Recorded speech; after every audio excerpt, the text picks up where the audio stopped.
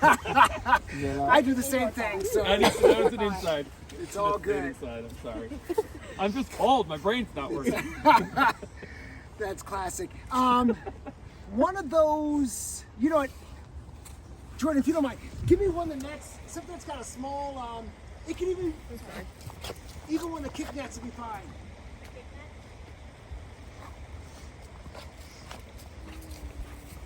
Who knows their fish? Anybody familiar with I their got fish? this book. We know what all of these are. We just Oh, went you through do them know all. what these are. Ren, Yeah, Ren this is, one's- yeah. Who went over it? Ren took fish bio, but that was in Michigan Oh. Tech. Yeah, so that was like they're a 2 or technical 3 years college. ago at this point. There are two. Yeah, they're more engineers than biologists. Gotcha. So, as you can see, there's not a lot of abundance in this stream, but again, wintertime, I wouldn't expect abundance. You know, for those that were in the stream and for those that were actively shocking, did you notice what you caught and where you caught it? Mm-hmm. So let's go with you, Nikki. What did you, for example, say you caught a rock bass. Where'd you see the rock bass at? Around the rocks. Around a rock. Yeah. Small rock or a big rock?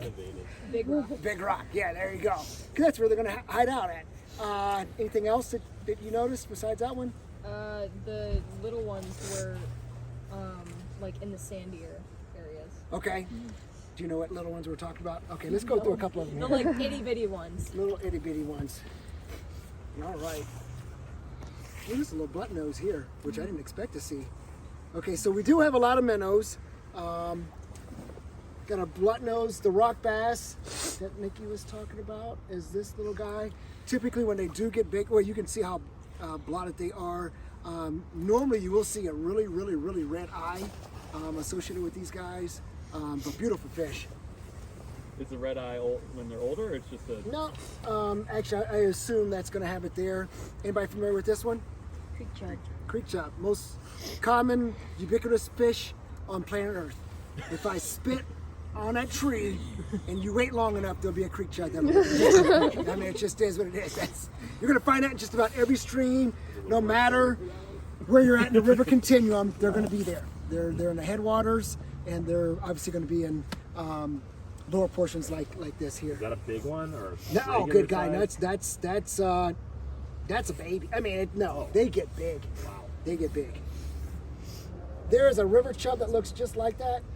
I can get this little darter. Okay. All right. Anybody familiar? We found out it was a Johnny Darter. It's a Johnny Darter, exactly. Okay, so the Johnny Darter, you'll see on the side, you see kind of like a W that goes pretty much from its tail to its nose.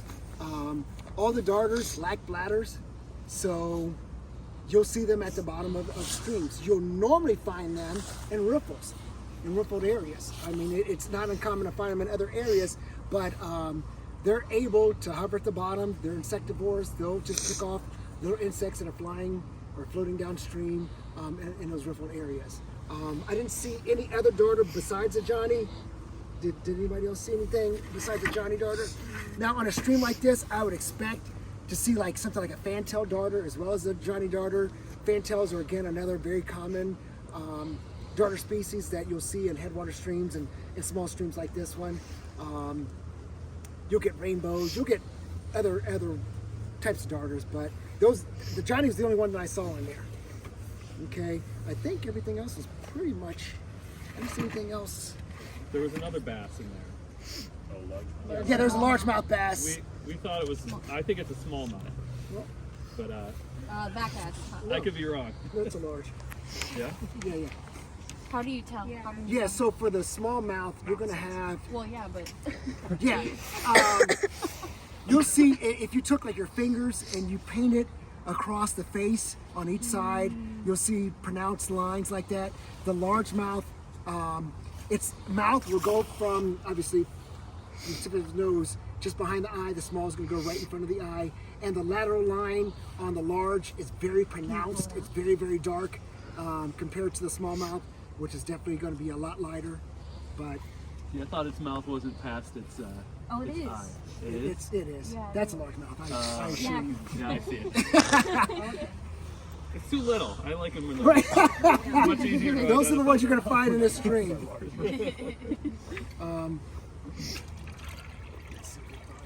It's a bigger rock bass. Yeah, there's a bigger one.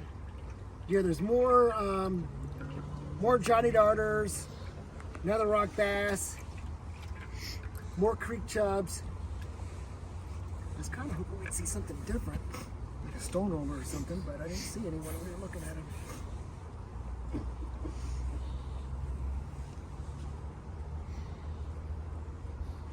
Okay, so this right here, yeah, this is a stone roller here, central stone roller.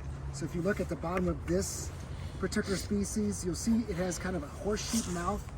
And at the bottom of that horseshoe mouth, there's going to be two little dots right there. And this is another one that's, it's an insectivore. It will, actually it's more of an omnivore. It will graze on periphyton and things like that. But usually when it's stirring up the algae and periphyton, they're kicking up insects and, you know, they'll eat those as well. So some things like, actually sometimes smallmouth bass will go around like a sucker, like a northern sucker, or even something like the stone roller, and they'll hang around those guys. They won't eat them. They could, but they don't, because they know the suckers and what have you will stir up, you know, not only, you know, the fine material in the stream, like the sands and the silts and stuff like that, but those, you know, graze on the periphyton and the algae on the rock, which will release some of the invertebrates, and they'll sit there and pick those things off all day. So they don't eat those fish. They use them as, I don't know. Bait. Yeah. I don't know if I would call it a mutualistic relationship, but they definitely use them. That one with the stripes. That big guy. This right here? Yeah. You tell me. What are we talking about? Oh, the rock. Yeah. It's a little rock. Yep. I think everything else is... So it's a central stone roller, is that right? Uh-huh. That's one of the fish we talked about in class. So. Yep. There's another one. This one's... The two holes is a little bit more pronounced than this one. But see You how show it's it got to that the like... folks behind you. Oh, I'm sorry. See it? So see how it's got like a horseshoe mouth, and at the bottom of the horseshoe mouth, it's got two pronounced little holes at the bottom there. Okay. Central stone roller. Yeah. Yep. Has that black, is that black dotted characteristic of It the is, bonus, yep. and then the smaller scales closer to the head. Yep. You got it. You remember, young lady? Bits and pieces. Bits and pieces. I don't do this as much as you do. You should, though. It's fun. Okay, I think we got them all, okay.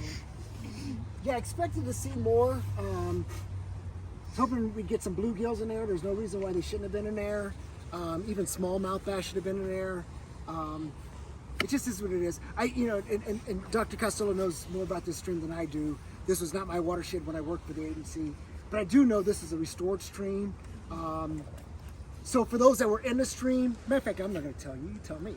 What did you notice in the stream itself besides the real cold area right there? What did you notice about the habitat in the stream itself?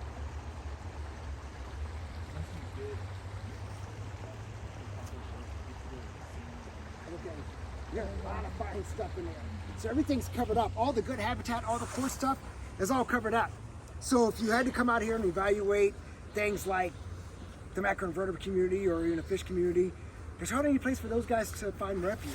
Versus like right here in this rippled area, and I would assume the way that looks to me, I'm going to say most of those rocks were placed there. They didn't look too natural to me personally, but I'm going to say they're placed there because I'm looking up and down the stream itself. It's not ubiquitous. It's not consistent, and it should be. And another thing you'll notice about what do you notice about the stream itself when you look at the banks, you know, or what's between the banks? Do you see a lot of sinuosity, or is it pretty much poker straight? Pretty much poker straight, you know. So because it's poker straight, you're not going to find, other than what was probably created by humans, you're going to find a lot of diversity, you know. So there's not going to be a good pool, riffle, run complex going on. It's not good development. It's probably a better way to say it. It's not good development for a stream. Okay. So in the areas where there aren't coarse stuff, it's probably going to be very fine very uniform, you know, with small stuff. And then when the water picks up, in those areas where you saw more coarse material, you did find places of refuge for them.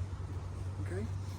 Yeah, a little more history about this stream. So this is a restoration project. This, where we are standing right now, this used to be a pond. So they used to have a dam at the road there on Mogador Road. This used to be dammed, and then this used to be a giant impoundment and used to be a fishing pond. And so they got rid of the dam and they turned this into a stream. And just upstream of where we did the algae lab, you know, on the far south end of the park, they put what's called a sediment trap as part of this restoration. I don't know if you talked about that on Monday. So a sediment trap is basically they carve out a giant hole in the stream bed where the water slows way down, and it's supposed to have all the fine sediment fall out, and then you have sort of cleaner water as it comes down here. Because what this watershed is, if you go to the south here, so it goes to the south past 76 and into Brimfield, and it's all ag. So the headwaters of this stream, yeah. Oh, Your glasses. Yeah. thank you. The headwaters of this stream is all corn, soy, rotational crops up there. So there's a lot of fine sediment and erosion coming off those fields in Brimfield that were making this stream, that they were worried about when they restored the stream. So they put in that sediment trap to try and trap all those fine sediment. But what do you think the problem with a sediment trap is, if it's trapping all that sediment?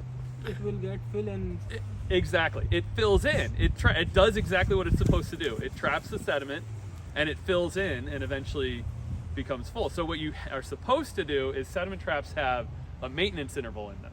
So you're supposed to go back every, 2 to 10 years and scoop out all that sediment, put it back on the bank to put that deep spot in again where the sediment can fill in. So if you go up there, I don't think they've ever cleaned out that sediment trap. Maybe they did it one time. Do you know who's responsible for the maintenance of that? This is City of Kent. This so project was Kent City does of it, Kent. okay. But this is a common problem with restoration is there's money in restoration to do the project and to make it look nice. But things like monitoring it, which I'm sure you guys talked about on Monday, there's very little money to monitor beyond like a year after the project's over, like long-term monitoring. And there's very little money for maintenance. So that's a harder sell than building and constructing. So I think that's what's happened to this stream is, it's one of these restoration projects that was not designed with sort of like ecological principles in mind. They didn't solve the watershed issues, and that sediment trap only worked for a few years. That was one of those engineered solutions, worked for a few years, and then it wasn't maintained, and now it's back to sort of a really sandy, fine bottom stream. So. But I mean, we have found in past years we've found pretty good diversity in here. Like absolutely. the stream's not wrecked by any sense. And some of the stuff like the big boulders that were put in there are doing the right job. They're keeping coarse substrate. There's still a little bit of refugia for fish. They have these little ponds that are really nice sort of areas for. That's probably why we get a lot of the bass and pondy species in here. So there are aspects of this that are working really well, but then there are parts of it that were designed and then not maintained, and they're failing. So, Okay, here's the $1 million question, gang. And actually, thank you for that because I didn't know quite all the history. So, besides that trap that they use to collect the fine material in the stream, can you think of another way where you would have less O&M? Because you have to do O&M into perpetuity, for something like a sand trap. Can you think of another way that you kind of keep operations and maintenance? Yes, I'm sorry. Yes, it is. I'm sorry. That you can basically walk away from the O&M responsibilities, where the stream itself could actually process those fine materials. There's something that could have been done when they restored the stream that would act the same as a trap, sediment trap. Whoever gets this, I promise you. I don't know what I can give a kid. Not a kid. Because, well, you know what? I'm almost 60, so I can call you a kid. Daggone it. Floodplain restoration? Close, yeah, close to that.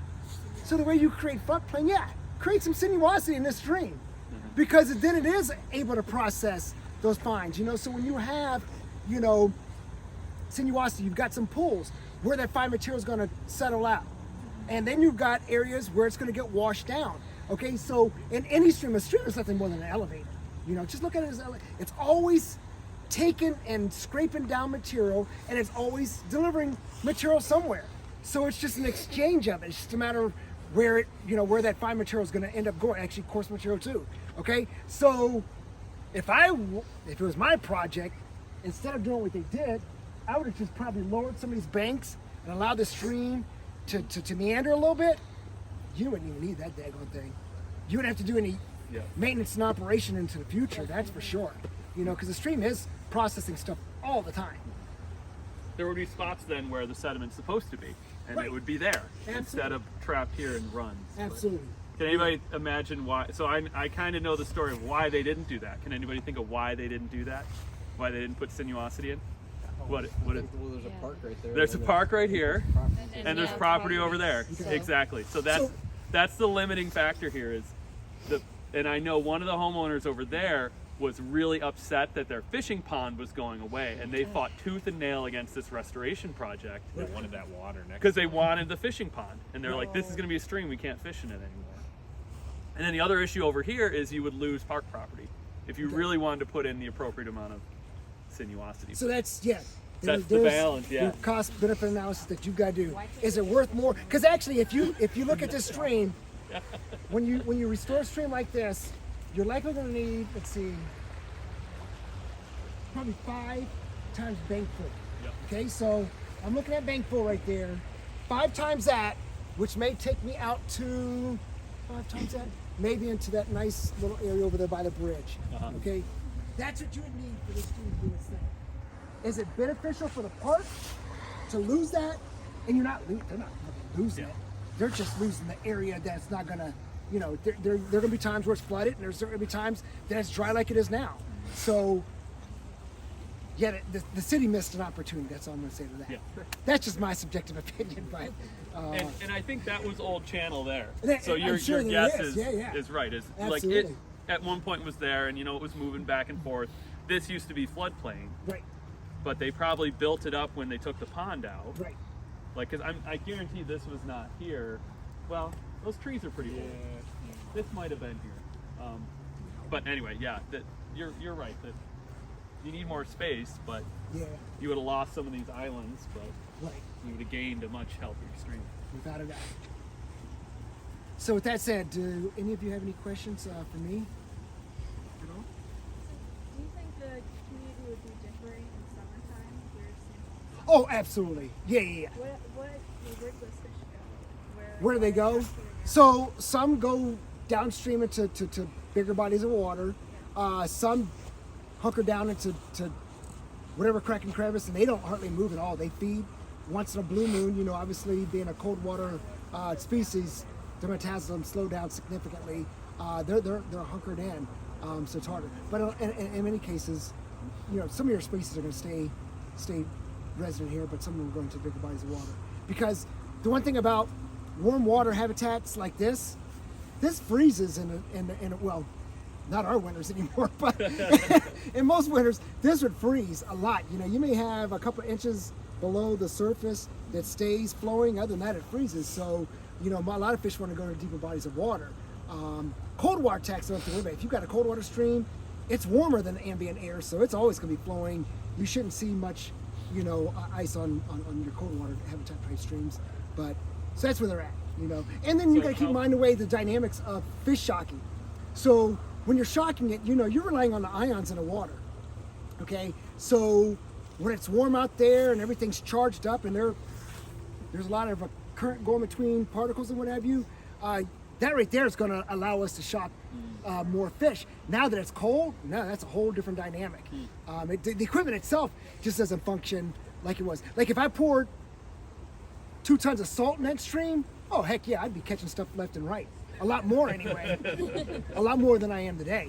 You know, but that's what I would need. I would need to throw some ions in that water to get those electrical currents firing off a little bit better.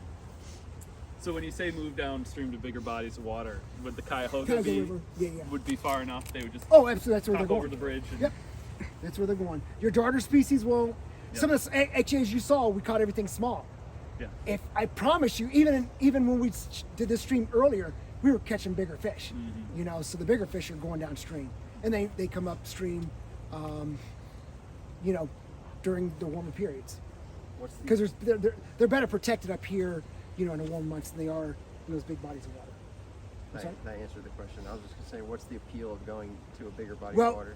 I mean, if you think about the river continuum, you know, in the headwater streams, the ecology changes from when you're in the middle and further down. So where are all the big predators at? They're there.